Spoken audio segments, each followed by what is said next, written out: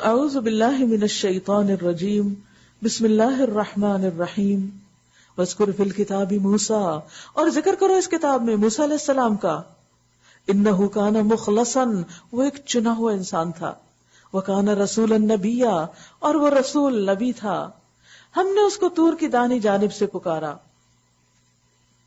یعنی اس کا مشرقی ایریا جو تھا، اور راز کی گفتگو سے اس کو تقرب عطا کیا۔ اب دیکھیے کہ جس کے بھی آپ قریب ہوتے ہیں آپ اس سے اپنے راز شیئر کرتے ہیں، چپکے چپکے اس سے باتیں کرتے ہیں جو آپ دوسرے کو نہیں بتاتے۔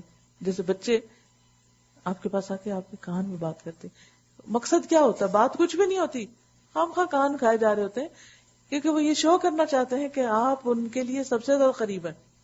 ایک جسچر ہوتا ہے قرب کے اظہار کا۔ تو یہاں بھی سرگوشیوں کی بات ہے، قربناہ نجیا۔ پیچھے بھی آپ نے دیکھا پیغمبر نے اللہ کو چپ کے پکارا۔ تو ہر انسان کا اپنے لیول پر اللہ تعالیٰ کے ساتھ ایک خاص پرسنل کانٹیکٹ، تعلق ہونا چاہیے۔ ہم اللہ تعالیٰ کو ایک مقدس ہستی تو سمجھتے ہیں، لیکن اس کو دور نہیں سمجھنا چاہیے، بیگانہ نہیں سمجھنا چاہیے، اس سے ایسا خوف نہیں کرنا چاہیے کہ جو ہمیں اس سے بدگمان کر دے۔ اس سے وہ خوف ہونا چاہیے کہ جس کی وجہ سے ہمارے اندر اس کی اطاعت کا جذبہ آئے۔ تو آپ دیکھیے کہ اپنے دلوں کو دیکھیے، پہچانیے، اور اپنے اللہ سے تعلق پر غور کیجیے کہ کس درجے اور کس لیول کا ہے۔ کیا پرسنل لیول پر ہے یا بس ایک رسمی سا ہے؟ اس سے رسمی تعلق نہ ہو صرف۔ اللہ سبحانہ وتعالیٰ نے موسیٰ علیہ السلام کے ساتھ سرگوشیاں کی، وَوَهَبْنَا لَهُ مِن رَحْمَتِنَا أَخَاهُ هَارُونَ نَبِيًّا، اور اپنی مہربانی سے اس کے بھائی ہارون کو نبی بنا کر مددگار کے طور پر اس کو دیا، کیونکہ یہ بھی ان کی دعا تھی۔ اور اس کتاب میں اسماعیل علیہ السلام کا ذکر کرو، اس کتاب میں اسماعیل علیہ السلام کا ذکر کرو، وہ وعدے کا سچا تھا۔ اب آپ دیکھیے ایک اور کامن چیز دوسری جگہ پر آ رہی ہے، کیا؟ سچائی۔ وہ وعدے کا سچا تھا اور رسول نبی تھا۔ وہ اپنے گھر والوں کو نماز اور زکوٰۃ کا حکم دیتا تھا، اور وہ اپنے رب کے نزدیک ایک پسندیدہ انسان تھا، مردیہ۔ اسی لیے زکریا علیہ السلام نے جب بیٹے کی دعا کی تو انہوں نے کیا کہا کہ اس کو آپ کیا بنائیں؟ مردیہ۔ وَاذْكُرْ فِي الْكِتَابِ ادریس، اور اس کتاب میں ادریس علیہ السلام کا ذکر کرو، وہ ایک راست باز انسان تھے، کانا صدیقا نبیہ، وہ بھی بہت سچے تھے۔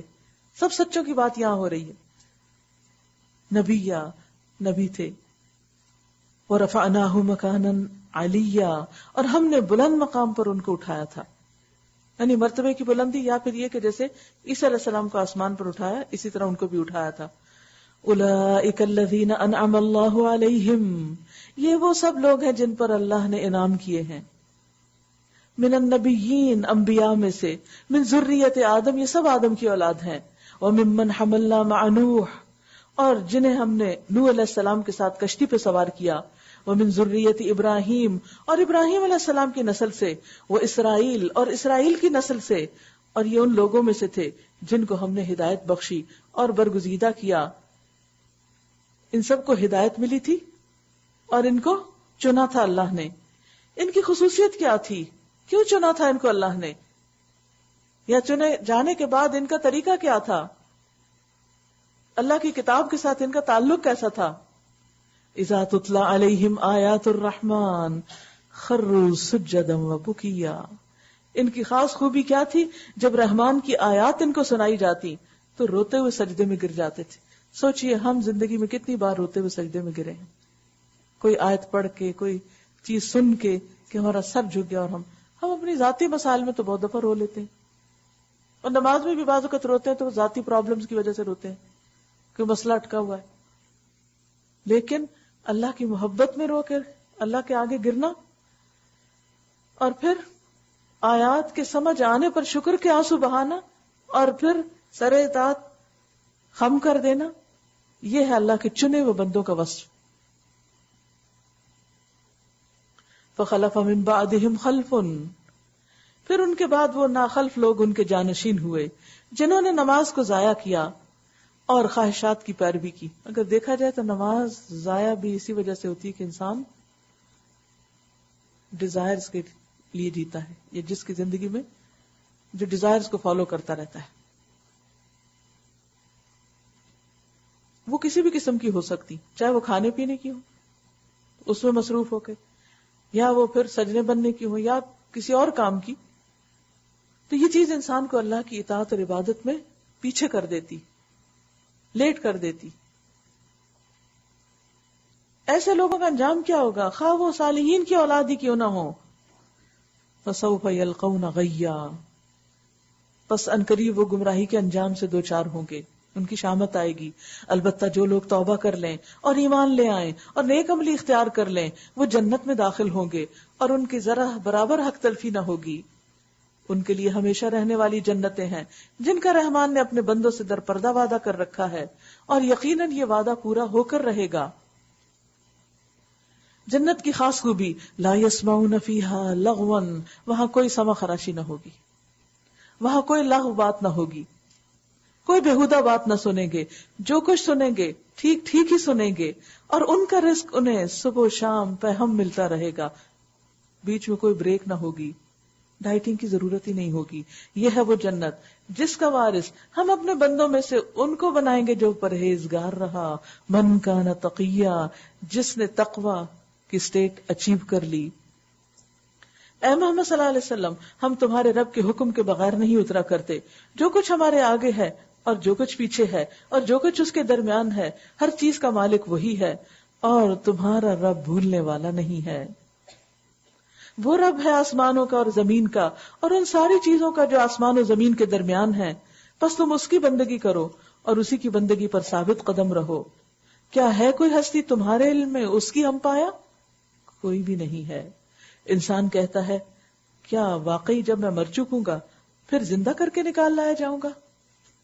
کیا انسان کو یاد نہیں آتا کہ ہم پہلے اس کو پیدا کر چکے ہیں جبکہ وہ کچھ بھی نہ تھا؟ تیرے رب کی قسم، ہم ضرور ان سب کو اور ان کے ساتھ شیاطین کو بھی گھیر لائیں گے، پھر جہنم کے گرد لا کر انہیں گھٹنوں کے بل گرا دیں گے. پھر ہر گروہ میں سے اس شخص کو چھانٹ لیں گے جو رحمان کے مقابلے میں زیادہ سرکش بنا ہوا تھا. یعنی عام گناہگار تو وہاں پھینکے ہوئے ہوں گے لیکن سرکش کو پھر الگ کریں گے. پھر یہ ہم جانتے ہیں کہ ان میں سے کون سب سے بڑھ کر جہنم میں جھونکے جانے کا مستحق ہے. تم میں سے کوئی ایسا نہیں جو جہنم پر وارد نہ ہو. ہر شخص کو اس کے اوپر سے گزرنا ہے. اس کے اوپر کیا ہے؟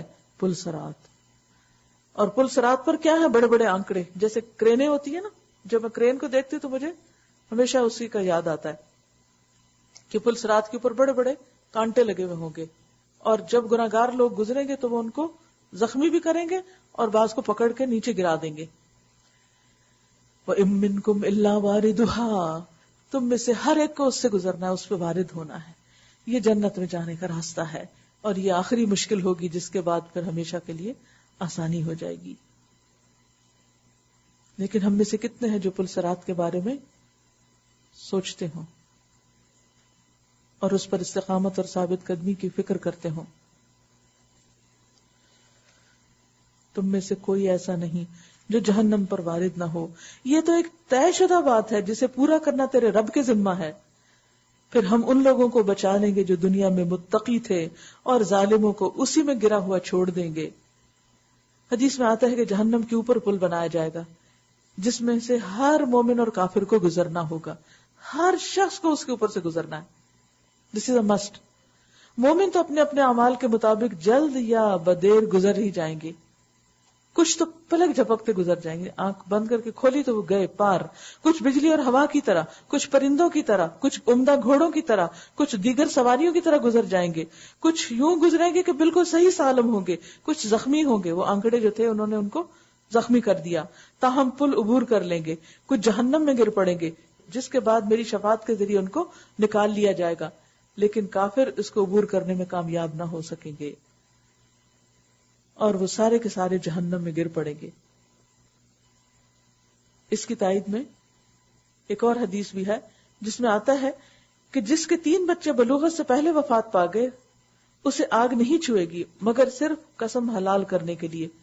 تو یہ وہی قسم ہے جس کا یہاں ذکر کیا گیا کہ اس کے اوپر سے جب گزریں گے تو ظاہر اس کے شعلے اوپر اٹھ کر آ رہے ہوں گے، تو ہو سکتا ہے کچھ گزرنے والوں کو اس کی کچھ تاپ وغیرہ لگ جائے. کیا انسان کو یاد نہیں آتا کہ ہم پہلے اس کو پیدا کر چکے ہیں جبکہ وہ کچھ بھی نہ تھا؟ تیرے رب کی قسم، ہم ضرور ان سب کو اور ان کے ساتھ شیاطین کو بھی گھیر لائیں گے، پھر جہنم کے گرد لا کر انہیں گھٹنوں کے بل گرا دیں گے. پھر ہر گروہ میں سے ہر اس شخص کو چھانٹ لیں گے جو رحمان کے مقابلے میں زیادہ سرکش بنا ہوا تھا. پھر یہ ہم جانتے ہیں کہ ان میں سے کون سب سے بڑھ کر جہنم میں جھونکے جانے کا مستحق ہے. تم میں سے کوئی ایسا نہیں جو جہنم پر وارد نہ ہو. یہ تو ایک طے شدہ بات ہے جسے پورا کرنا تیرے رب کے ذمہ ہے. پھر ہم ان لوگوں کو بچا لیں گے جو دنیا میں متقی تھے اور ظالموں کو اسی میں گرا ہوا چھوڑ دیں گے. کون ہے وہ ظالم؟ ان لوگوں کو جب ہماری کھلی کھلی آیات سنائی جاتی تھی تو انکار کرنے والے ایمان لانے والوں سے کہتے، بتاؤ ہم دونوں گروہوں میں سے کون بہتر حالت میں ہے اور کس کی مجلسیں زیادہ شاندار ہیں. حالانکہ ان سے پہلے ہم کتنی ہی ایسی قوموں کو ہلاک کر چکے جو ان سے زیادہ سر و سامان رکھتی تھیں اور ظاہری شان و شوکت میں ان سے بھی بڑی ہوئی تھی.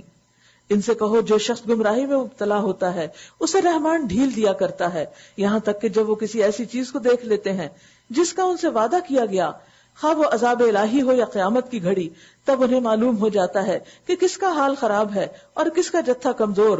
اس کے برعکس جو لوگ راہ راست اختیار کرتے ہیں اللہ ان کو راست روی میں ترقی عطا فرماتا ہے.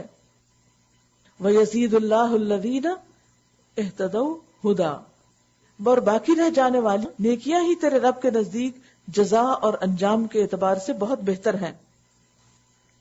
پھر تو نے دیکھا اس شخص کو جو ہماری آیات کو ماننے سے انکار کرتا ہے کہ میں تو مال اور اولاد سے نوازا ہی جاتا رہوں گا. کیا اسے غیب کا پتہ چل گیا ہے یا اس نے رحمان سے کوئی عہد لے رکھا ہے؟ ہرگز نہیں. جو کچھ یہ بکتا ہے اسے ہم لکھ لیں گے اور اس کے لیے سزا میں اور زیادہ اضافہ کریں گے. جس سر و سامان اور لاؤ لشکر کا یہ ذکر کر رہا ہے وہ سب ہمارے پاس رہ جائے گا اور یہ اکیلا ہمارے سامنے حاضر ہوگا. وَنَرِثُهُ مَا يَقُولُ وَيَأْتِينَا فَرْدًا. ہر انسان کو آخرت میں تنہائی کا سامنا ہوگا، اکیلے اکیلے جانا ہوگا. ان لوگوں نے اللہ کو چھوڑ کر اپنے کچھ بندے بنا رکھے ہیں تاکہ وہ ان کے پشتبان ہوں، وہ ان کے مددگار ہوں. کوئی مددگار نہ ہوگا، وہ سب ان کی عبادت کا انکار کریں گے اور الٹے ان کے مخالف بن جائیں گے. یعنی اللہ کے سوا کوئی کسی اور چیز کو پوچھتا ہے یا پکارتا ہے تو قیامت کے دن وہی چیز اس کے خلاف گواہی دے گی، اپنے سے الزام دھونے کے لیے کہ میں نے تو اس کو نہیں کہا تھا کہ تم مجھے پوجو. الم تر انا ارسلنا الشیاطین علی الکافرین تؤزهم عزا. کیا تم دیکھتے نہیں ہو کہ ہم نے ان منکرین حق پر شیاطین چھوڑ رکھے ہیں جو انہیں خوب خوب مخالفت حق پر اکسا رہے ہیں. یعنی انسان جب بھٹکتے ہیں تو شیطان بھی ان کے پیچھے لگ جاتے ہیں اور ان کو اور زیادہ مدد فراہم کرتے ہیں تاکہ وہ اس پہ جمے رہیں. اچھا تو اب ان پر نزول عذاب کے لیے بے چین نہ ہو، ہم ان کے دن گن رہے ہیں. وہ دن آنے والا ہے جب متقی لوگوں کو ہم مہمانوں کی طرح رحمان کے حضور پیش کریں گے اور مجرموں کو پیاس سے جانوروں کی طرح جہنم کی طرف ہانک لے جائیں گے. اس وقت لوگ کوئی سفارش لانے پر قادر نہ ہوں گے بجز اس کے جس نے رحمان کے حضور سے پروانہ حاصل کیا ہو. اور وہ کہتے ہیں کہ رحمان نے کسی کو بیٹا بنا لیا. سخت بےہودہ بات ہے جو تم گھڑ لائے ہو. قریب ہے کہ آسمان پھٹ پڑے، زمین شک ہو جائے، پہاڑ گر جائیں اس بات پر کہ لوگوں نے رحمان کے لیے اولاد ہونے کا دعویٰ کیا ہے. رحمان کی یہ شان نہیں کہ وہ کسی کو بیٹا بنائے. زمین اور آسمانوں کے اندر جو بھی ہے سب اس کے حضور بندوں کی حیثیت سے پیش ہونے والے ہیں. سب پر وہ محیط ہے، اس نے ان کو شمار کر رکھا ہے، یعنی لوگوں کو گن رکھا ہے. سب قیامت کے روز فردن فردن اس کے سامنے حاضر ہوں گے. یقیناً جو لوگ ایمان لے آئے ہیں اور عمل صالح کر رہے ہیں ان قریب ان کے لیے دلوں میں اللہ محبت پیدا کر دے گا. یعنی بات یہ ہے کہ جو لوگ ایمان لا کر نیک کام کریں اللہ تعالیٰ ان کی ان نیکیوں کی بہت قدردانی کرنے والا ہے. یعنی ایمان لا کے جو اچھے کام کریں ان قریب رحمان ان کے لیے دلوں میں محبت پیدا کر دے گا. اور یہ قدردانی دنیا میں بھی نظر آتی ہے. اور وہ حدیث آپ کو یاد ہوگی کہ جب اللہ تعالیٰ کسی سے محبت کرتا ہے تو جبریل کو بلاتے ہیں اور فرماتے ہیں کہ جبریل میں اس سے محبت کرتا ہوں تم بھی کرو. لہٰذا وہ فرشتوں میں آواز دیتے ہیں آسمان والوں میں اور آسمان والے اس سے محبت کرنے لگتے ہیں. پھر وہ محبت زمین پر اتار دی جاتی ہے. لیکن یہ کس وجہ سے ہوتی ہے؟ ایمان اور عمل صالح کی وجہ سے. فَإِنَّمَا يَسَّرْنَاهُ بِلِسَانِكَ لِتُبَشِّرَ بِهِ. پس اے محمد صلی اللہ علیہ وسلم اس کلام کو ہم نے آسان کر کے تمہاری زبان میں اسی لیے نازل کیا ہے کہ تم پرہیزگاروں کو خوشخبری دے دو اور ہٹ دھرم لوگوں کو ڈرا دو. ان سے پہلے ہم کتنی ہی قوموں کو ہلاک کر چکے ہیں، پھر آج کہیں تم ان کا نشان پاتے ہو یا ان کی بھنک بھی کہیں سنائی دیتی ہے؟ جیسے پیچھے بھی آپ نے پڑھا نا کہ کتنی ہی بستیاں جو ہلاک ہو گئی، لا یعلمہم الا اللہ، اللہ کے سوا ان کو کوئی بھی نہیں جانتا. یعنی ایسے مٹے ان کا نام، نشان، کلچر، سب کچھ، کہ جس کے بعد کسی کو بھی ان کی خبر نہیں، مکمل گمنام. اس کے برعکس ایمان لا کر عمل صالح کرنے والے اپنے دور میں بھی جیتے اور مرنے کے بعد بھی جیتے. موت ان کی زندگی میں کمی نہیں کرتی، کیونکہ جو وہ کام کرتے ہیں وہ بعد میں بھی جاری رہتا ہے. تو یہ عمل صالح کی ایک قسم یہ کہ صرف ذاتی عبادات، اور ایک قسم یہ ہے کہ آپ انسانوں کو زیادہ سے زیادہ فیض پہنچائیں. سورۃ طٰہٰ، بسم اللہ الرحمن الرحیم. طٰہٰ ما انزلنا علیک القرآن لتشقى الا تذکرۃ لمن یخشی تنزیلا ممن خلق الارض والسماوات العلی. طٰہٰ، ہم نے یہ قرآن تم پر اس لیے نازل نہیں کیا کہ تم مصیبت میں پڑ جاؤ. یہ تو ایک یاد دہانی ہے ہر اس شخص کے لیے جو ڈرے. نازل کیا گیا ہے اس ذات کی طرف سے جس نے پیدا کیا ہے زمین کو اور بلند آسمانوں کو. وہ عرش پر مستوی ہے، مالک ہے ان سب چیزوں کا جو آسمانوں اور زمین میں ہیں، اور جو زمین اور آسمان کے درمیان ہیں، اور جو مٹی کے نیچے ہیں. ان کا پیدا کرنے والا بھی وہی ہے جو ہمیں نظر نہیں آتی، اور اس کو اس کی کوئی پرواہ نہیں کہ کسی کو نظر آتا ہے کچھ یا نہیں. ہم تو کچھ بنا لے تو کیا چاہتے ہیں، سب دیکھ لیں ایک دفعہ. لیکن اس نے نہ صرف یہ کہ مٹی کے اندر سونا چھپا رکھا ہے، بلکہ سمندروں کی گہرائیوں میں بھی بہت کچھ ہے، اور آسمان کی فضاؤں کے اندر طرح طرح کے ستارے اور ان کا جو حسن ہے اور جو خوبصورتی ہے مختلف پلانٹس کی. تو انسان دیکھتا ہے تو سوچتا ہے کہ یہ تو اب ہم نے جا کے کسی طریقے سے ان کو دیکھا، آج تک کسی انسان نے نہیں دیکھا تھا. اللہ اتنا بے نیاز ہے، اتنا حسن پیدا کر کے پھر اس کو کس طرح چھپایا ہوا ہے. لوگوں کا کیا حال ہوتا ہے کہ تھوڑا سا بھی حسن ہو تو پہلا شوق کیا ہوتا ہے کہ نمایاں ہو جائے، اور اگر حسین نہ ہو تو حسین بن کے نمایاں کرنا چاہتے ہیں. تم چاہے اپنی بات کو پکار کر کہو تو وہ چپکے سے کہی ہوئی بات بلکہ اس سے مخفی تر بات کو بھی جانتا ہے. جتنا مرضی والیوم کم کر لو تو پھر بھی سن لیتا ہے، وہ تو دلوں کے حال بھی جانتا ہے. وہ اللہ ہے، اس کے سوا کوئی خدا نہیں. اللہ لا الہ الا ہو لہ الاسماء الحسنی، اس کے لیے ہے بہترین نام. اور تمہیں کچھ موسیٰ کی خبر بھی پہنچی علیہ السلام، جبکہ اس نے ایک آگ دیکھی اور اپنے گھر والوں سے کہا ذرا ٹھہرو، میں نے ایک آگ دیکھی ہے، شاید کہ تمہارے لیے ایک آدھ انگارہ لے آؤں. موسیٰ علیہ السلام مصر میں پیدا ہوئے، مصر میں جوان ہوئے، کسی وجہ سے ان کو مصر چھوڑنا پڑا اور مدین چلے گئے، 10 سال وہاں رہے. اب واپسی پہ یہ واقعہ پیش آتا ہے. واپسی پہ شادی کے بعد اپنی وائف کو ساتھ لا رہے ہیں، ان کو کہتے ہیں کہ ذرا یہاں بیٹھو، میں دیکھتا ہوں سردی ہے، کوئی تاپنے کے لیے آگ مل جائے کہیں سے، یا اس آگ پر مجھے راستے سے متعلق کوئی رہنمائی مل جائے، کیونکہ صحرا میں بعض اوقات یہ نہیں پتا چلتا کہ جا بھی ٹھیک رہے ہیں یا نہیں، منزل کی طرف جا رہے ہیں یا الٹے ہی گھوم رہے ہیں کہیں. وہاں پہنچا تو پکارا گیا، اے موسیٰ میں ہی تیرا رب ہوں، انا ربک فاخلع نعلیک، جوتیاں اتار دے، تو وادی مقدس طویٰ میں ہے اور میں نے تجھ کو چن لیا. سن جو کچھ وحی کیا جاتا ہے، سن جو کچھ وحی کیا جاتا ہے. میں ہی اللہ ہوں، میرے سوا کوئی خدا نہیں. توحید کا سبق، سب سے پہلا سبق. بس تو میری بندگی کر اور میری یاد کے لیے نماز قائم کر. جس مقصد کے لیے پیدا کیے گئے ہو عبادت، اس کو پورا کرو. قیامت کی گھڑی ضرور آنے والی ہے، میں اس کا وقت مخفی رکھنا چاہتا ہوں تاکہ ہر شخص اپنی کوشش کے مطابق بدلہ پائے. بس کوئی ایسا شخص جو اس پر ایمان نہیں لاتا، یعنی قیامت پر، اور اپنی خواہش نفس کا بندہ بن گیا ہے، تجھ کو اس گھڑی کی فکر سے نہ روک دے. آخرت سے انسان کب غافل ہوتا ہے؟ جب کسی ایسے شخص کی کمپنی میں ہو جو آخرت کو بلا چکا ہو اور خواہشات نفس کے پیچھے لگا ہوا ہو.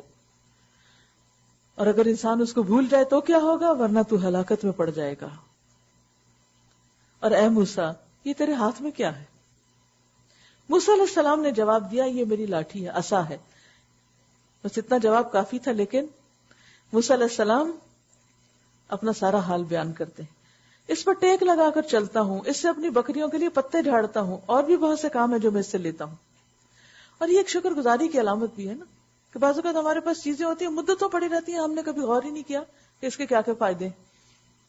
لیکن موسیٰ علیہ السلام صرف یہ نہیں بتاتے کہ عصا ہے، عصا کی تعریف بھی کرتے ہیں کہ کیسی ہے عصا میری اور کیا کرتا ہوں، کیا کام لیتا ہوں اس سے میں.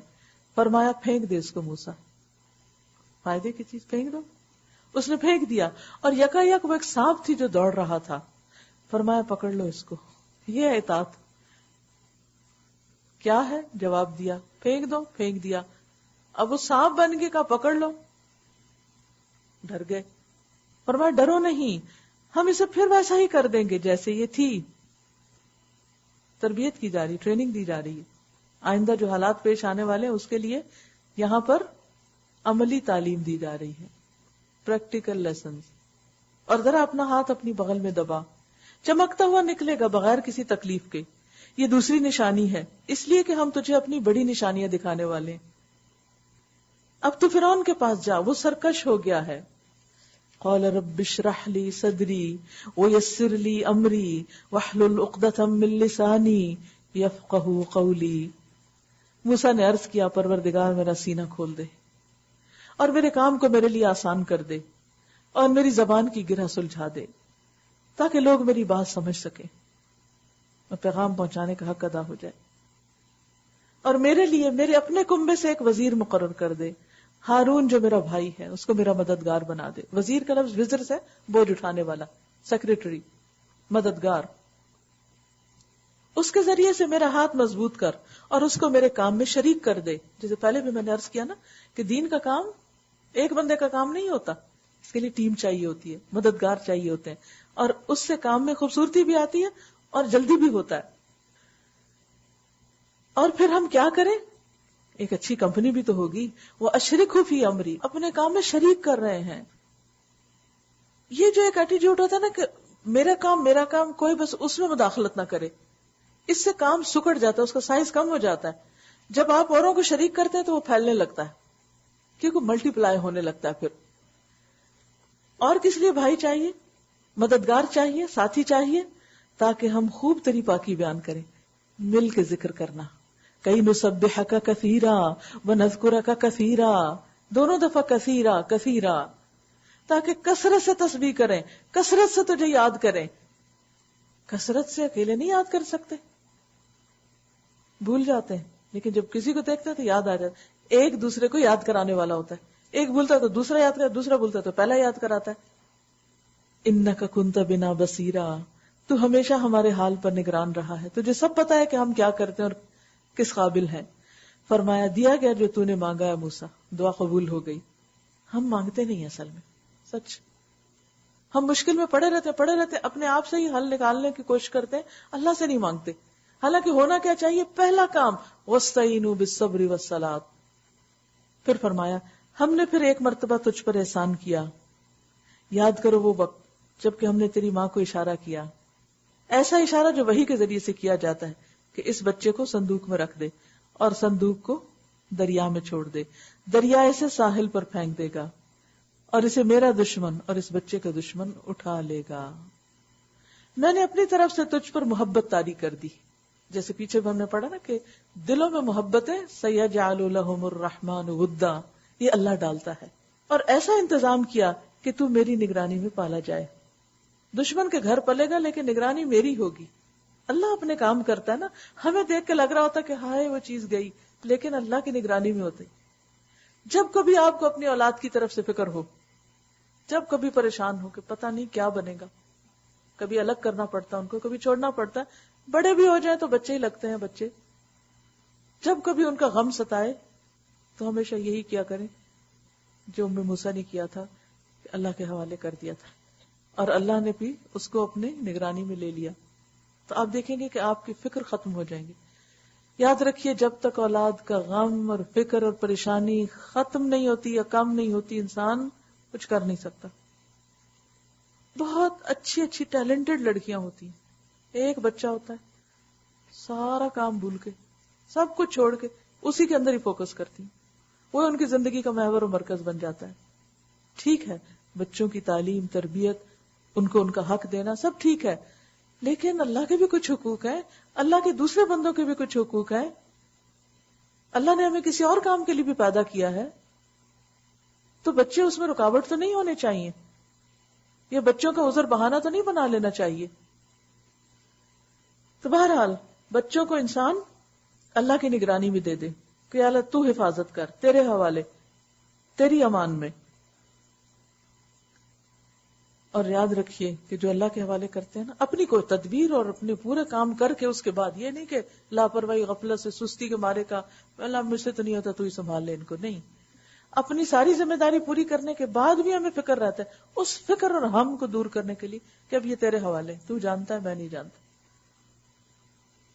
تو اس کا فائدہ پھر کیا ہوتا ہے کہ انسان اپنے اصل مقصد پہ زیادہ فوکس کر سکتا ہے. اور اللہ تعالیٰ بھی ایسے بندے کے گمان کو پھر توڑتا نہیں. اور یاد رکھیے اللہ کی نگرانی ہماری نگرانی سے بہت بہتر ہے. اس کی حفاظت ہماری حفاظت سے کہیں اعلیٰ ہے. اس کی تربیت ہماری تربیت سے کہیں بہترین ہے، تاکہ تو میری نگرانی میں پالا جائے.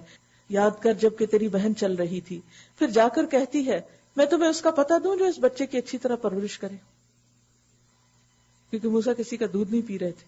اس طرح ہم نے تجھے پھر تیری ماں کے پاس پہنچا دیا تاکہ اس کی آنکھ کی ٹھنڈک رہے اور وہ رنجیدہ نہ ہو، غمگین نہ ہو. اور یہ بھی یاد کر کہ تو نے ایک شخص کو قتل کر دیا تھا، ہم نے تجھے اس پھندے سے نکالا اور تجھے مختلف آزمائشوں سے گزارا، جیسے ابراہیم علیہ السلام کو مختلف آزمائشوں سے گزارا، جیسے مریم علیہ السلام کو آزمائش سے گزارا، جیسے یوسف علیہ السلام کو آزمائشوں سے گزارا. یاد رکھیے اگر کہیں بھی زندگی میں آزمائشیں اور رکاوٹیں اور تکلیف اور پریشانیاں ہیں، فیوریبل حالات نہیں، تو بہترین گمان رکھیے اپنے رب سے کہ وہ ضرور اس میں سے کوئی خیر نکالنے والا ہے. وہ مجھے کسی خاص کام کے لیے تیار کر رہا ہے، وہ مجھے مضبوط کر رہا ہے، وہ مجھے تنہا نہیں چھوڑے گا. اور تو مدین کے لوگوں میں کئی سال ٹھہرا رہا، پھر اب ٹھیک اپنے وقت پر تو آ گیا. ہر چیز کا ایک وقت مقرر ہوتا ہے، یہ ہے وقت کہ اب تو اس مشن کے لیے کام کری جس کے لیے میں نے تجھے ان آزمائشوں سے گزارا.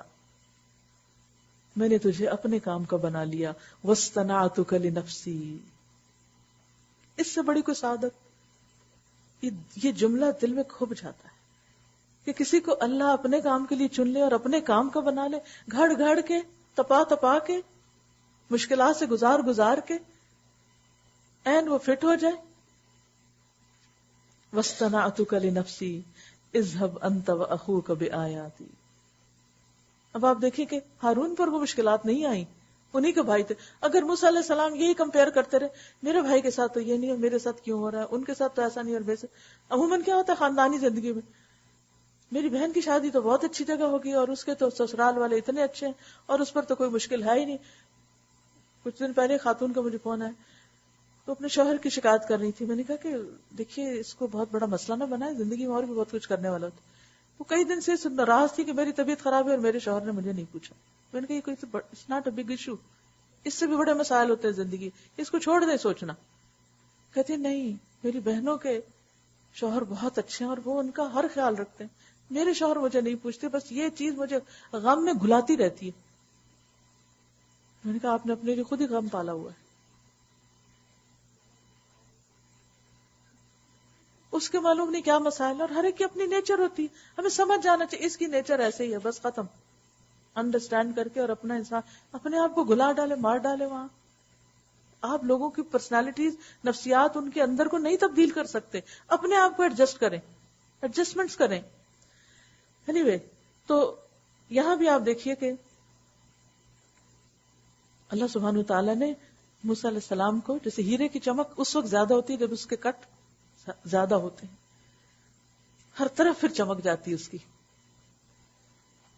اور تو مدین کے لوگوں میں کئی سال ٹھہرا رہا، پھر اب ٹھیک اپنے وقت پر آ گیا. اے موسیٰ، میں نے تجھے اپنے کام کا بنا لیا. اللہ ہمیں بھی اپنے کام کا بنا لے. جا تو اور تیرا بھائی میری نشانیوں کے ساتھ، اور دیکھو تم میری یاد میں کمی نہ کرنا، میری یاد میں نہیں کمی کرنا. بعض اوقات ہم دین کا کام کرنے لگتے ہیں اور اللہ ہی کو بھول جاتے ہیں، اسی کے ذکر کو چھوڑ دیتے ہیں. پھر کیا ہوتا ہے؟ پھر فرسٹریشن ہوتی ہے کیونکہ شیطان پیچھے پڑ جاتا ہے. تو اللہ کی یاد ایک قلعے کی طرح ہوتی ہے. اللہ کی کتاب سے واسطہ رکھنا، ذکر اذکار تسبیحات کرنا، کہ شیطان پیچھے لگا رہتا ہے اور ذکر کیا ایک قلعہ ہے جس میں آپ اندر آ کے محفوظ ہو جاتے ہیں اور آپ جمے رہتے ہیں اپنے مشن پر. جاؤ تم دونوں فرعون کے پاس کہ وہ سرکش ہو گیا ہے. فقولا لہ قولا لینا، یہ بات نرمی سے کرنا. پھر کلام پہ بات نرمی سے کرنا. میرے دشمن کے ساتھ تم نرمی سے بات کرنا. لعلہ یتذکر، فرعون بھی ہو سکتا ہے سیدھا ہو جائے اگر تم نے بات اچھے سے کی. یہ ایک بہت بڑا اصول ہے. دشمن کو آپ نرمی سے ہی جیت سکتے ہیں، شاید کہ وہ نصیحت قبول کرے یا ڈر جائے. اگر آپ بھی چاہتے ہیں کہ لوگ آپ کی نصیحت قبول کریں اور اللہ سے ڈرنے والے بنیں تو نرمی اختیار کیجئے، پیار سے بات کیجئے. پیار سے دل موم ہوتے ہیں. ہم نصیحت کو ڈنڈے کی طرح مارنے لگتے ہیں دوسرے کے سر پہ. دونوں نے عرض کیا پروردگار ہمیں اندیشہ ہے کہ وہ ہم پہ زیادتی کرے گا یا پل پڑے گا، سرکشی کرے گا، ڈر لگ رہا ہم کو ادھر جاتے ہوئے. قال لا تخافا، فرمایا مت ڈرو، میں تمہارے ساتھ ہوں، سب کچھ سن رہا ہوں اور دیکھ رہا ہوں. جاؤ اس کے پاس اور کہو کہ ہم تیرے رب کے بھیجے ہوئے ہیں، بنی اسرائیل کو ہمارے ساتھ جانے کے لیے چھوڑ دو، آزاد کر دو تاکہ وہ اپنی عبادت آزادی سے کر سکیں اور اپنا کام کریں اور ان کو تکلیف نہ دو. ہم تیرے پاس تیرے رب کی نشانی لے کر آئے ہیں اور سلامتی ہے اس کے لیے جو راہ راست کی پیروی کرے. ہم کو وحی سے بتایا گیا ہے کہ عذاب ہے اس کے لیے جو جھٹلائے اور منہ موڑے. دیکھیے پیغام کس طرح دے رہے ہیں، کیا پیغام ہے. پہلے اپنا تعارف کراتے ہیں، ہم رسول ہیں تیرے رب کے. پھر مقصد بتاتے ہیں کس لیے آئے، ٹو دا پوائنٹ. بنی اسرائیل کو ساتھ بھیج دیں. نمبر 2 ان کو تنگ نہ کیا کریں. نمبر 3 ہم آپ کے لیے بھی نشانی لائے ہیں کہ آپ بھی اللہ کی بات قبول کر لیں، اور جو قبول کر لے ہدایت کی بات اس کے لیے سلامتی. اور یہ بھی یاد رکھیں کہ جو نہیں قبول کرے گا، جھٹلائے گا، منہ موڑے گا، اس کے لیے عذاب بھی ہے. دیکھیے کسی کو یہ بتانا تو بہت آسان ہے کہ آپ کو فائدہ ہے اس کام میں، لیکن یہ بتانا کہ نہیں کیا تو مشکل بھی ہوگی، یہ بڑے حوصلے کی بات ہے. اور وہ فرعون کے سامنے جا کے کہنا قال فمن ربکما یا موسیٰ. فرعون نے کہا اچھا تو پھر تم دونوں کا رب کون ہے موسیٰ؟ فرعون اب پوچھتا ہے. دیکھیے ویسے حیرت ہوتی ہے نا کہ اللہ تعالیٰ اگر کسی کو بچانا چاہتا ہے تو وہ فرعون کے دربار سے گھوم پھر کے آ جاتے ہیں اور ان کو کچھ بھی نہیں ہوتا. حالانکہ کیا مشکل، 2 ہی تھے نا، موسیٰ اور ہارون. پوری فوج تھی فرعون کے ساتھ، ایک اشارہ کرتا پکڑو ان کو لے جاؤ، بات ختم ہو جاتی. اللہ تعالیٰ نے کہا نہیں میں ساتھ ہوں، سن رہا ہوں، دیکھ رہا ہوں، کچھ نہیں بگاڑیں گے، جاؤ میسج دو. اور وہ جاتے ہیں اور وہاں جا کے بات کرتے ہیں اور پھر وہ بھی بات کرتا ہے. اور کیا بحث مباحثہ اور ہٹ دھرمی کی باتیں. پوچھتے تمہارا رب کون ہے موسیٰ؟ موسیٰ علیہ السلام نے جواب دیا ہمارا رب وہ ہے جس نے ہر چیز کو اس کی ساخت بخشی. دعویٰ کے لیے اللہ کی کریشن پر غور و فکر ضروری ہے اور لوگوں کو اس کی طرف بلائیں کہ وہ دیکھو وہ کس نے بنایا.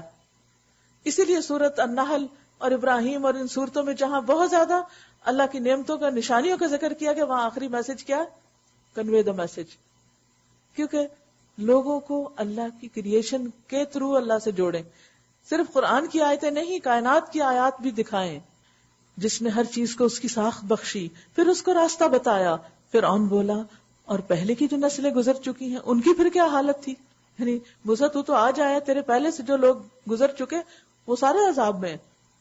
موسیٰ علیہ السلام نے کہا کہ ایسے ہی کوسچن لوگ پھر آپ سے کرتے ہیں. اب مثلا اگر آپ کسی سے کہیں کہ قرآن پڑھو، کہتے ہمارے ماں باپ تو نہیں پڑھتے تھے، اس کا مطلب انہوں نے نہیں پڑھا تو وہ جہنم میں جائیں گے، تو ہمارے لیے بہت ضروری ہے کہ ہم پڑھیں. بہترین جواب دیا، کہا علمها عند ربی فی کتاب، اس کا علم میرے رب کے پاس ایک کتاب میں. لا یضل ربی ولا ینسا، میرا رب نہ چوکتا ہے نہ بھولتا ہے، صحیح ڈیسیژن لیتا ہے. وہی جس نے تمہارے لیے زمین کا فرش بچھایا اور اس میں تمہارے چلنے کو راستے بنائے اور اوپر سے پانی برسا دیا، پھر اس کے ذریعے سے مختلف اقسام کی پیداوار نکالی، کھاؤ اور اپنے جانوروں کو بھی چراؤ، یقیناً اس میں بہت سی نشانیاں ہیں عقل رکھنے والوں کے لیے. اسی زمین سے ہم نے تم کو پیدا کیا ہے، اسی میں ہم تمہیں واپس لے جائیں گے اور اسی سے ہم تم کو دوبارہ نکالیں گے. ہم نے فرعون کو اپنی سب ہی نشانیاں دکھائیں مگر وہ جھٹلائے چلے گیا اور نہ مانا. کہنے لگا اے موسیٰ، کیا تو ہمارے پاس اس لیے آیا ہے کہ اپنے جادو کے زور سے ہم کو ہمارے ملک سے نکال باہر کرے؟ حالانکہ سب کو پتا ہے کہ کسی کو جادو کے زور سے کہیں سے نہیں نکال سکتے. اچھا ہم بھی تیرے مقابلے میں ویسا ہی جادو لاتے ہیں، طے کر لے کب اور کہاں مقابلہ کرنا ہے، نہ ہم اس قرارداد سے پھریں گے نہ تم پھرنا، کھلے میدان میں سامنے آ جا. موسیٰ نے کہا جشن کا دن طے ہوا اور دن چڑھے لوگ جمع ہوں. فرعون نے پلٹ کر اپنے سارے ہتھ کنڈے جمع کیے اور مقابلے میں آ گیا. موسیٰ علیہ السلام نے عین موقع پر گروہ مقابل کو مخاطب کر کے کہا شامت کے مارو، جھوٹی تہمتیں اللہ پہ مت باندھو ورنہ ایک سخت عذاب سے تمہارا ستیہ ناش کر دے گا. جھوٹ جس نے بھی گھڑا وہ نامراد ہوا. وہاں بھی موسیٰ علیہ السلام ایسے ہی دیتے ہیں، دعویٰ کا کام کرتے ہیں. یہ سن کر ان کے درمیان اختلاف رائے ہو گیا. جادوگروں کے درمیان وہ چھپ کے باہم مشورے کرنے لگے. آخرکار کچھ لوگوں نے کہا یہ دونوں تو محض جادوگر ہیں، ان کا مقصد ہے اپنے جادو کے زور سے تم کو تمہاری زمین سے بے دخل کر دیں اور تمہارے مثالی طریقے زندگی کا خاتمہ کر دیں. اس دور میں بھی لوگوں کو فکر کیا تھی کہ ان کا لائف سٹائل تبدیل نہ ہو جائے. آج بھی لوگوں کو مشکل کیا ہوتی ہے؟ حجاب سے کیوں مشکل ہے؟ دیکھیے لاکھوں اور کروڑوں کی آبادی میں کتنے لوگ حجاب پہنتے ہیں اور ان میں سے بھی کتنے نقاب پہنتے ہیں. ان کے نقاب پہننے سے کس کا نقصان ہو رہا ہے؟ لیکن کیوں نقاب بین کیا جا رہا ہے؟ کیونکہ یہ ہمارے کلچر کو تبدیل کر رہا ہے، یہ ہمارے کلچر کے لیے تھریٹ ہے. طریقتکم المثلی، ہمارے مثالی آئیڈیل بہترین طرز زندگی کے لیے یہ ایک چیلنج ہے. ورنہ کیا ہے، عرصے سے لوگ نقاب پہن رہے ہیں اور نقاب پہن اور کام کر رہے ہیں اور آ رہے ہیں اور جا رہے ہیں، پرامن طریقے سے رہ رہے ہیں. یہ کوئی اتنا بڑا مسئلہ ہے؟ گنتی کے چند لوگ، ان کو ٹالریٹ نہیں کیا جا پا رہا. تو اصل بات کیا ہے؟ ایمان جو ہوتا ہے نا، وہ چاہے تھوڑا سا بھی ہو ہزاروں پہ بھاری ہوتا ہے. نیکی تھوڑی سی بھی بدی کے مقابلے کے لیے کافی ہوتی ہے. تو فرعون کو پریشانی ہوئی کہ ہمارا ان مولویوں کے آنے سے ہمارا سارا کلچر تبدیل ہو جائے گا. اپنی ساری تدبیریں آج اکٹھی کر لو اور ایکا کر کے میدان میں آؤ. بس یہ سمجھ لو کہ آج جو غالب رہا وہی جیت گیا. جادوگر بولے موسیٰ تم پھینکتے ہو یا پہلے ہم پھینکیں؟ موسیٰ نے کہا نہیں تم ہی پھینکو. یکایک ان کی رسیاں اور ان کی لاٹھیاں ان کے جادو کے زور سے موسیٰ کو دوڑتی ہوئی محسوس ہونے لگی اور موسیٰ اپنے دل میں ڈر گیا. انسان تھے نا. ہم نے کہا مت ڈر، تو ہی غالب رہے گا. اللہ نے ساتھ ہی ہمت بندھائی، پھینک جو کچھ تیرے ہاتھ میں ہے. ابھی ان کی ساری بناوٹی چیزوں کو نگلے جاتا ہے. یہ جو کچھ بنا کر لائے تو جادوگر کا فریب ہے. وَلَا يُفْلِحُ السَّاحِرُ حَيْثُ أَتَى، اور جادوگر کبھی کامیاب نہیں ہو سکتا خواہ کسی شان سے آئے، جتنا مرضی زور لگائے. آخر کو یہی ہوا کہ سارے جادوگر سجدے میں گرا دیے گئے اور پکار اٹھے مان لیا ہم نے ہارون اور موسیٰ کے رب کو. کیونکہ وہ اپنے فن کے ماہر تھے نا، انہیں سمجھ آ گئی کہ جس سے مقابلہ ہے یہ جادو نہیں. فرعون نے کہا تم ایمان لے آئے قبل اس کے کہ میں تمہیں اس کی اجازت دیتا. کس طرح تدبیر الٹی پڑی اس کی. اللہ دشمنوں کی چالوں کو کیسے حقارت کرتا ہے. جن کے بھروسے پہ مقابلہ کرنے چلا گا وہی بے وفا ہو گئے. معلوم ہوا کہ یہ تمہارا گرو ہے جس نے تمہیں جادوگری سکھائی ہے. اب بلیم کرنے پہ اتر آیا. اچھا اب میں تمہارے ہاتھ پاؤں مخالف سمتوں سے کٹواؤں گا اور کھجور کے تنوں پر تم کو سولی دے دوں گا. پھر تمہیں پتا چلے گا کہ ہم دونوں میں سے کس کا عذاب زیادہ سخت اور دیر پا ہے. کیونکہ اس سے پہلے موسیٰ علیہ السلام نے عذاب کی بات کی تھی اور فرعون نے کی. کہا کہ تم موسیٰ کے عذاب سے ڈرتے ہو یا پھر میرے سے ڈرتے ہو. جادوگروں نے جواب دیا قسم ہے اس ذات کی جس نے ہمیں پیدا کیا، یہ ہرگز نہیں ہو سکتا کہ ہم روشن نشانیاں سامنے آنے کے بعد بھی صداقت پر تجھے ترجیح دیں. تو جو کچھ کرنا چاہے کر لے، تو زیادہ سے زیادہ بس اسی دنیا کی زندگی کا فیصلہ کر سکتا ہے. ہم تو اپنے رب پر ایمان لے آئے تاکہ وہ ہماری خطائیں معاف کر دے. تو بس زیادہ سے زیادہ اسی دنیا کی زندگی کا فیصلہ کر سکتا ہے. ہم تو اپنے رب پر ایمان لے آئے تاکہ وہ ہماری خطائیں معاف کر دے اور اس جادوگری سے جس پر تو نے ہمیں مجبور کیا تھا درگزر فرمائے. اللہ ہی اچھا ہے اور وہی باقی رہنے والا ہے. انہ من یأت ربہ مجرما فإن لہ جہنم لا یموت فیہا ولا یحیا. حقیقت یہ ہے کہ جو مجرم بن کر اپنے رب کے حضور حاضر ہوگا اس کے لیے جہنم ہے جس میں نہ وہ جیے گا نہ مرے گا. جل جل کے بھی مریں گے نہیں. اور جو اس کے حضور مومن کی حیثیت سے حاضر ہوگا جس نے نیک عمل کیے ہوں گے، ایسے سب لوگوں کے لیے بلند درجے ہیں، سدا بہار باغ ہیں جن کے نیچے نہریں بہ رہی ہوں گی، ان میں وہ ہمیشہ رہیں گے. یہ جزا ہے اس شخص کی جو پاکیزگی اختیار کرے. ہم نے موسیٰ علیہ السلام پر وحی کی کہ اب راتوں رات میرے بندوں کو لے کر چل پڑ اور ان کے لیے سمندر میں سے سوکھی سڑک بنا لے. تجھے کسی کے تعاقب کا ذرا خوف نہ ہو اور نہ سمندر کے بیچ سے گزرتے ہوئے ڈر لگے. پیچھے سے فرعون اپنے لشکر لے کر پہنچا اور پھر سمندر ان پہ چھا گیا جیسا کہ چھا جانے کا حق تھا. پوری طرح پانی نے ان کو اپنی لپیٹ میں لے لیا. فرعون نے اپنی قوم کو گمراہی کیا تھا، کوئی صحیح رہنمائی نہیں کی تھی، کوئی اچھا لیڈر نہیں تھا. یا بنی اسرائیل، اے بنی اسرائیل، ہم نے تم کو تمہارے دشمن سے نجات دی اور طور کی دائیں جانب تمہاری حاضری کے لیے وقت مقرر کیا اور تم پر من و سلوہ اتارا. کھاؤ ہمارا دیا ہوا پاک رزق اور اسے کھا کر سرکشی نہ کرو ورنہ تم پر میرا غضب ٹوٹ پڑے گا. اور جس پر میرا غضب ٹوٹا وہ پھر گر کر ہی رہا. البتہ جو توبہ کر لے اور ایمان لے آئے اور نیک عمل کرے پھر سیدھا چلتا رہے اس کے لیے میں بہت درگزر کرنے والا ہوں. اور کیا چیز تمہیں اپنی قوم سے پہلے لے آئی اے موسیٰ؟ یعنی جب اللہ نے ملاقات کا وقت مقرر کیا تو اس وقت ان کو قوم آ رہی تھی لیکن موسیٰ علیہ السلام تیز تیز چلتے ہوئے آگے بڑھ گئے. اس نے عرض کیا بس وہ میرے پیچھے ہی آ رہے ہیں، میں جلدی کر کے تیرے حضور آ گیا ہوں اے میرے رب تاکہ تو مجھ سے خوش ہو جائے. ہمیں بھی سوچنا چاہیے کہ کیا نیکی کے کاموں میں ہم بھی دوسروں سے آگے نکلنے کی کوشش کرتے ہیں. فرمایا اچھا تو سنو، ہم نے تمہارے پیچھے تمہاری قوم کو آزمائش میں ڈال دیا اور سامری نے انہیں گمراہ کر ڈالا. موسیٰ سخت غصے اور رنج کی حالت میں اپنی قوم کی طرف پلٹا. جا کر اس نے کہا اے میری قوم کے لوگوں، کیا تمہارے رب نے تم سے اچھے وعدے نہیں کیے تھے؟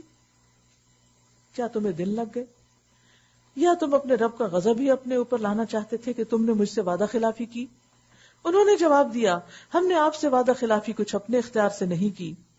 معاملہ یہ ہوا کہ لوگوں کے زیورات کے بوجھ سے ہم لد گئے تھے اور ہم نے بس اس کو پھینک دیا تھا. پھر اسی طرح سامری نے بھی کچھ ڈالا اور ان کے لیے بچڑے کی ایک مورت بنا کر نکال لایا جس میں سے بیل کی آواز نکلتی تھی. لوگ پکار اٹھے یہی ہے تمہارا خدا اور موسیٰ کا خدا. موسیٰ اسے بھول گیا. کیا وہ دیکھتے نہ تھے کہ نہ وہ ان کی بات کا جواب دیتا ہے اور نہ ان کے نفع نقصان کا کچھ اختیار رکھتا ہے. ہارون موسیٰ کے آنے سے پہلے ہی ان سے کہہ چکا تھا لوگوں تم اس وجہ سے فتنے میں پڑ گئے ہو، تمہارا رب تو رحمان ہے بس تم میری پیروی کرو، میری ہی بات مانو. مگر انہوں نے اس سے کہہ دیا کہ ہم تو اسی کی پرستش کرتے رہیں گے جب تک کہ موسیٰ واپس نہ آ جائے.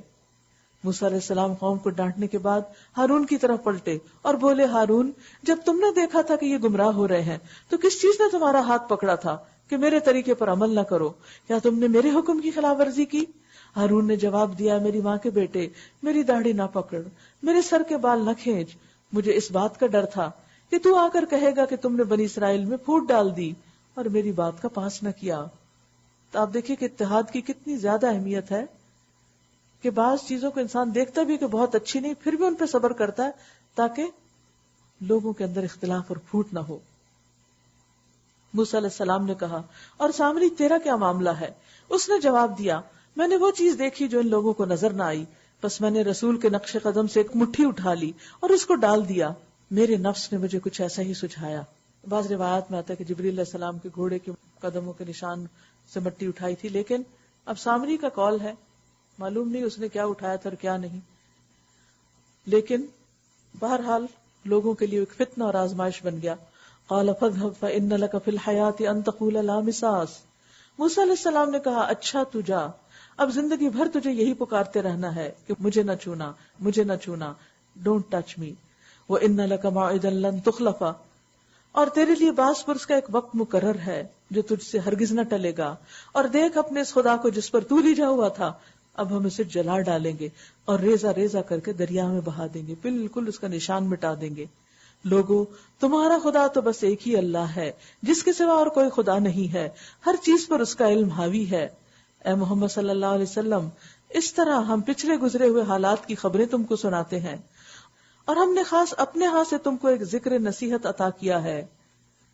وَقَدْ آتَيْنَاكَ مِن لَّدُنَّا ذِكْرًا مَنْ أَعْرَضَ عَنْهُ فَإِنَّهُ يَحْمِلُ يَوْمَ الْقِيَامَةِ وِزْرًا.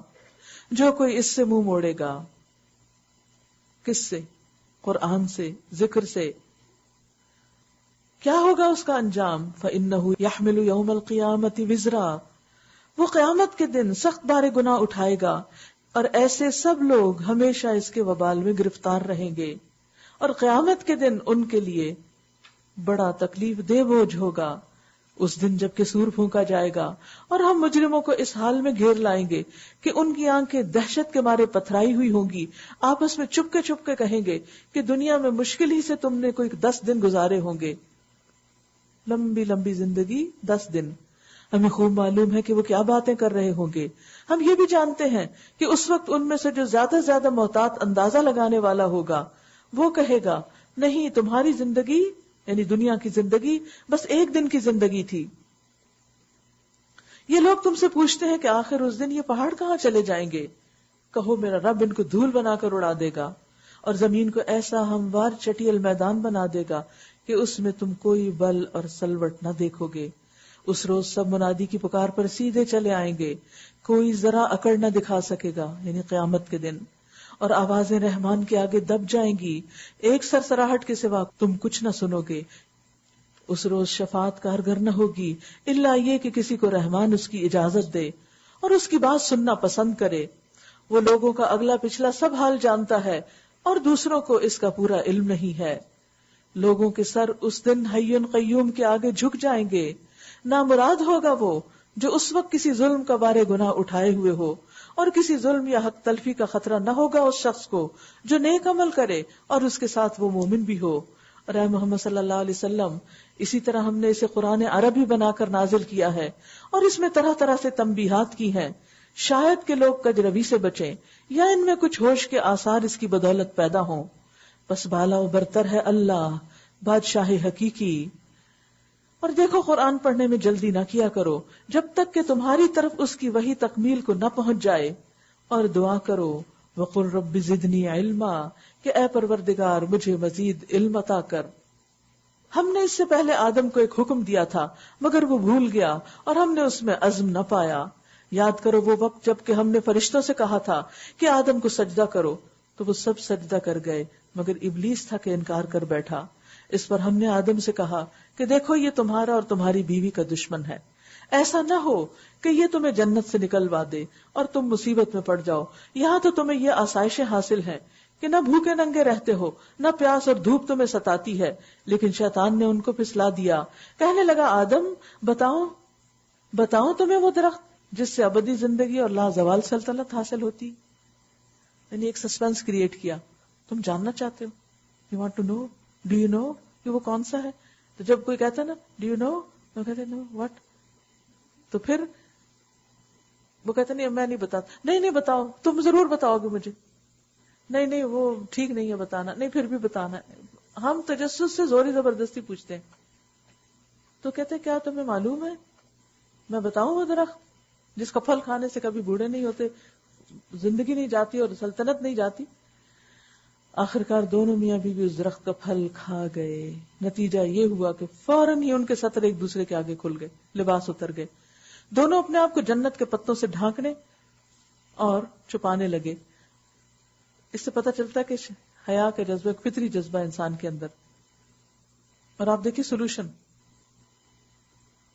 ہاتھ پہ ہاتھ دھر کے نہیں بیٹھ گئے کہ اچھا کپڑے نہیں اب کیا کریں. آدم نے اپنے رب کی نافرمانی کی اور راہ راست سے بھٹک گئے. پھر اس کے رب نے اسے چن لیا اور اس کی توبہ قبول کر لی اور اسے ہدایت بخشی اور فرمایا تم دونوں فریق یعنی انسان اور شیطان یہاں سے اتر جاؤ، تم ایک دوسرے کے دشمن ہو.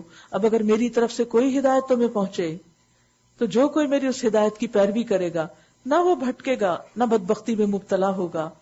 ومن اعرض عن ذکری، اور جو میرے ذکر سے منہ موڑے گا، یعنی قرآن سے، اس کتاب سے، اس کا انجام کیا ہے؟ فإن له معیشۃ ضنکا، اس کے لیے دنیا میں زندگی تنگ کر دوں گا، سب کچھ ہوتے ہوئے بھی اسے کمی کا احساس دوں گا. اور قیامت کے روز ہم اسے اندھا اٹھائیں گے. وہ کہے گا پروردگار دنیا میں تو میں آنکھوں والا تھا، بہت عقل مند تھا، یہاں مجھے اندھا کیوں اٹھایا؟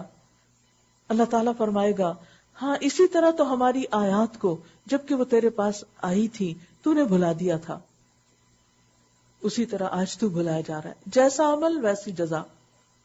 تم نے قرآن کو چھوڑ دیا، بھلا دیا، میں نے بھی تمہیں بھلا دیا. اس طرح ہم حد سے گزرنے والے اور اپنے رب کی آیات نہ ماننے والے کو دنیا میں بدلہ دیتے ہیں اور آخرت کا عذاب زیادہ سخت اور زیادہ دیر پا ہے. پھر کیا ان لوگوں کو تاریخ کے اس سبق سے کوئی ہدایت نہ ملی کہ ان سے پہلے کتنی ہی قوموں کو ہم ہلاک کر چکے ہیں جن کی برباد شدہ بستیوں میں آج یہ چلتے پھرتے ہیں؟ در حقیقت اس میں بہت سی نشانیاں ہیں ان لوگوں کے لیے جو عقل سلیم رکھتے ہیں. اگر تیرے رب کی طرف سے ایک بات طے نہ کر دی گئی ہوتی اور مہلت کی ایک مدت مقرر نہ کی جا چکی ہوتی تو ضرور ان کا بھی فیصلہ چکا دیا جاتا. بس اے محمد صلی اللہ علیہ وسلم جو باتیں یہ لوگ بناتے ہیں ان پر صبر کرو اور اپنے رب کی حمد و ثنا کے ساتھ اس کی تسبیح کرو.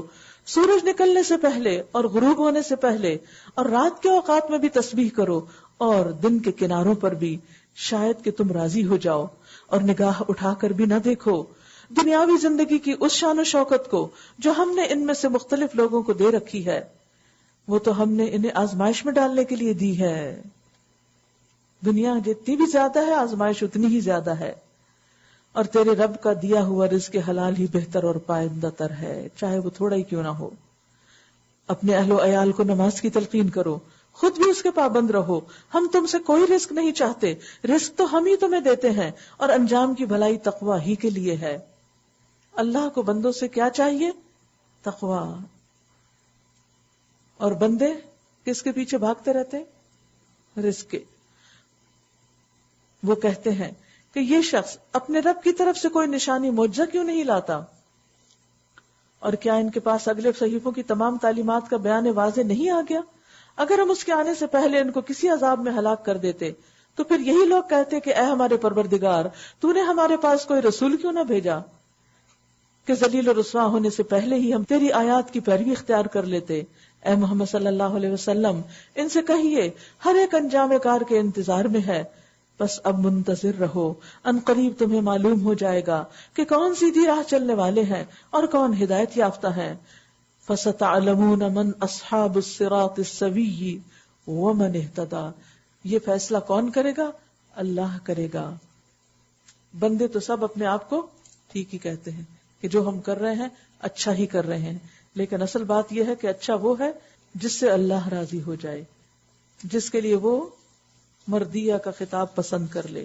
راضیۃ مردیہ. وآخر دعوانا ان الحمد للہ رب العالمین. سبحانک اللہم وبحمدک نشہد ان لا الہ الا انت نستغفرک ونتوب الیک. السلام علیکم ورحمۃ اللہ وبرکاتہ.